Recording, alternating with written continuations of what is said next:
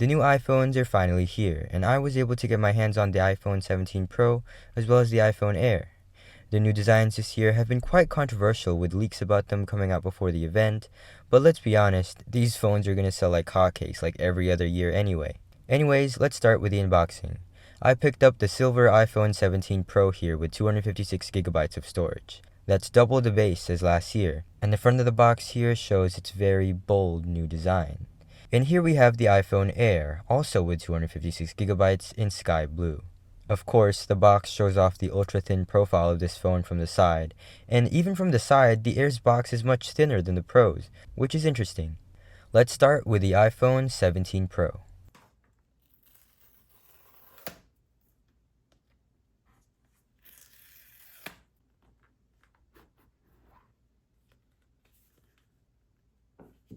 You can see how big that new camera hump is with the indent on the back side of the front of the box, but let's throw that aside for now. Besides the phone, we get a Type-C cable and some paperwork, and that's it. No surprises here.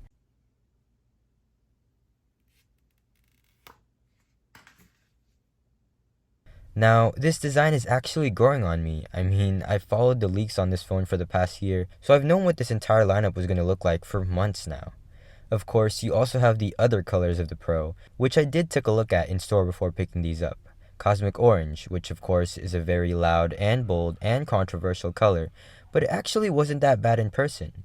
You can try to look at it as something that a designer brand like Hermes would come out with. We also have Deep Blue, which controversially replaces black as the only dark Pro color this year, so I of course went with something different. Before even turning this phone on, I noticed that despite the phone being technically heavier and thicker than the previous titanium Pro phones, it actually feels more comfortable in the hand, which is helped by that aluminum unibody now wrapping around the back, also improving durability.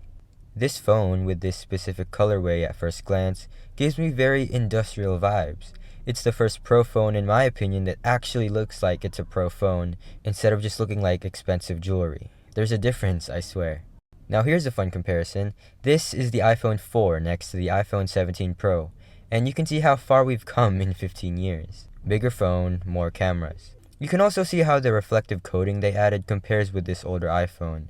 I mean, all I can see is a more faint blue tint, but I guess that's better than nothing. But of course, the expensive jewelry looking iPhone this year is now the iPhone Air.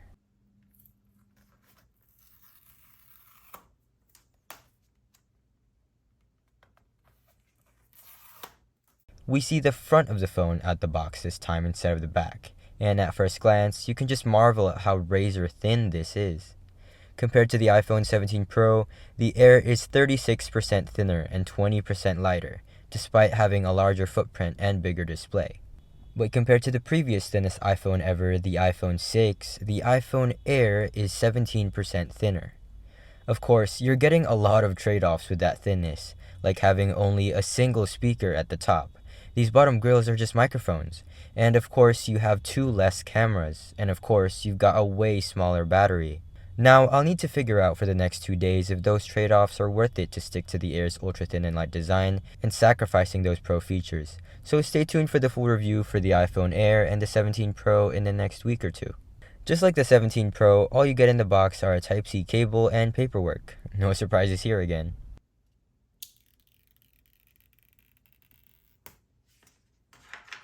Now let's boot these up for the first time ever, and let's see who wins. And the Air surprisingly wins by 2 or so seconds, despite having 1 less GPU core than the Pro. Now that these phones are on, you can see the size difference between the 2 displays. We've got a 6.3-inch display on the iPhone 17 Pro, and a 6.5-inch display on the Air.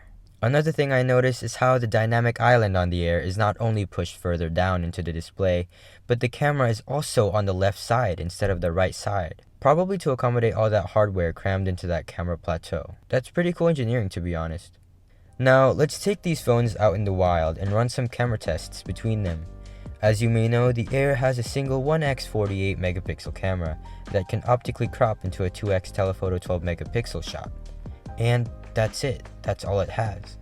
Meanwhile, the Pro has all that plus a 48 megapixel ultra wide 0.5x lens and a 48 megapixel 4x telephoto, which can also optically crop into an 8x telephoto shot. That's the longest optical zoom range we've ever seen on an iPhone. And you can see that right here with these series of shots. We're going from 0.5x to 1x to 2x to 4x all the way to 8x without losing any detail at all. Here's more examples of the 17 Pro's optical zoom capabilities.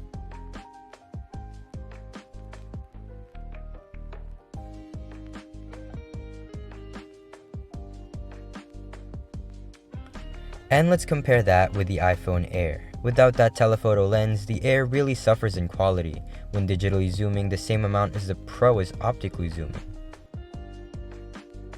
Fun fact, since the first Pro 48 megapixel camera was introduced to the iPhone with the 14 Pro, Apple's been using the same 24mm sensor ever since.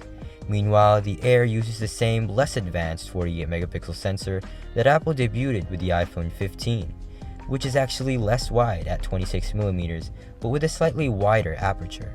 That means the Air uses the exact same sensor as the base iPhone 15, iPhone 16, and 17, as well as the $599 iPhone 16e. That actually makes sense, because had the Air used the same sensor as the Pro, its camera bump would be much thicker than it already is. Speaking of camera humps, Apple's adoption of this Google Pixel-esque full-width camera bump design did not help with the camera rocking problem at all that's been plaguing the iPhone for a decade. It still rocks on a table caseless. Had they gone the full Google Pixel route and kept the full-width camera bump the same thickness across the entire width, this wouldn't be a problem. But at this point, I'm just nitpicking, to be honest. Now, the Air may no longer have the 0.5x camera that every other flagship iPhone has had since the iPhone 11, but it now has a much wider angle in the front camera, which is 90% of the reason why we need the ultra-wide anyway. Now you can take ultra-wide selfies both in portrait and landscape, not only without having to turn the phone into landscape, making it much more comfortable to hold, but also in a higher resolution of 18 megapixels.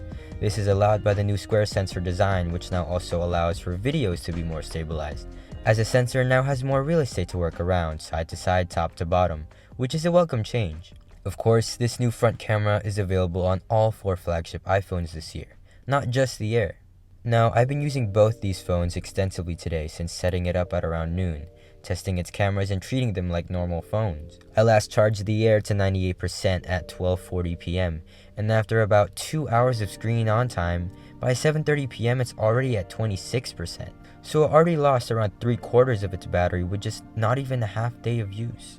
Meanwhile, the 17 Pro was charged to 75% even earlier than that at 11:32 a.m, and after an hour of screen on time, it's dropped less than half of what the Air lost. Now, of course, at least for my testing, it's too early to tell because these phones are still setting up in the background, but we can already see that obviously the Air's smaller battery is taking a toll on its battery life. These iPhones are some of the most interesting ones Apple has made in the past couple years. Now, next year's iPhones will be even more interesting, as Apple will finally be releasing its first foldable phone, with the Air obviously being a precursor to that, with its ultra-thin, compact design. Despite that, I still think this year we'll see more people upgrade than usual, since every single iPhone this year actually has something special up their sleeves. The 17 Pro's bold new design allowed it to gain incredible battery life and a better cooling system, amongst big camera improvements on both sides. The Air brings an all-new form factor we haven't seen in years for a new iPhone, and even with the early battery concerns and the lack of some vital features like dual speakers and multiple cameras, I do think that this iPhone will work just fine for most people. And the iPhone 17, the least interesting iPhone in the lineup, is now arguably the safest, most worth it iPhone to get, because it gained so much of the Pro-only features this year like always-on display, ProMotion, a larger screen, double the storage, and a higher resolution ultra-wide camera. The Air doesn't even have that last one, despite it being $200 more expensive than the regular 17. Of course, I'll be delving deeper into both of these in my full reviews real soon, and I'll also be deciding which one I will keep for the long run, so make sure to get subscribed to see that. Thanks for watching if you made it this far, and see you in the next one.